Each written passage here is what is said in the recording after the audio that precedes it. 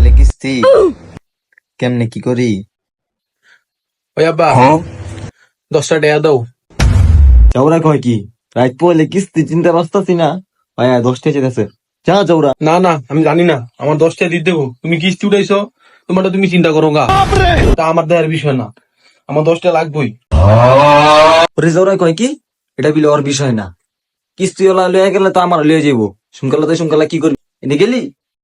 গেলি মানে আমার 10টা দিতে হইব, আমি কিছু জানি না। যাওরা জ্বালায় ভাসি না, নিয়ে যাওরা। উম, 5টা দিছেন, তাও আবার জিরা।